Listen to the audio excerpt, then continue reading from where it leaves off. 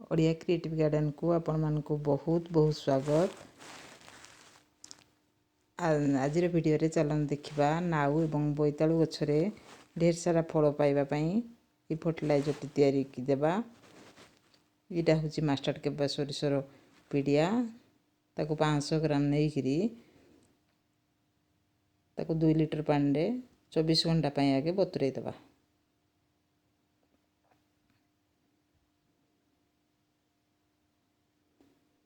सेटा 24 घंटा गला परे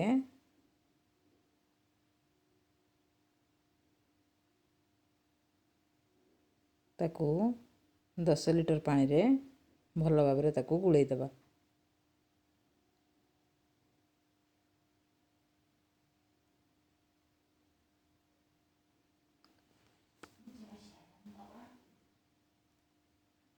एपरि भाव रे भल भाव रे गुळै दी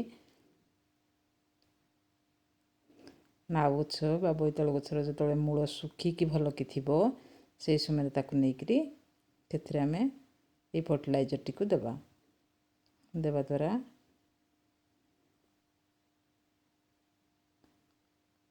गछरे जो पची सढ़ी जाउथवा होची फल आ पचीबनी ढेर सारा फल रहिबो। ए देखंतु 15 दिन पर तार रिजल्ट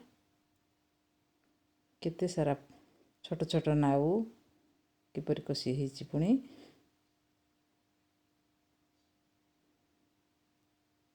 ये फर्टिलाइजर को गोटे गछरे 15 रु 20 दिन अंतर देले ठीक हे जाए।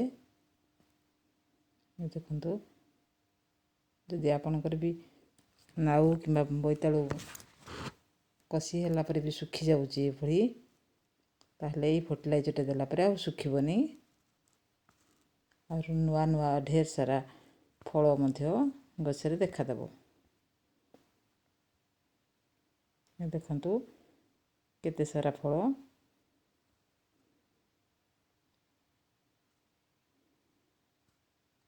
ए भरी गोटिए किमा दुईटी नाउ गछरे ढेर सारा फल पाई परिबे आपण।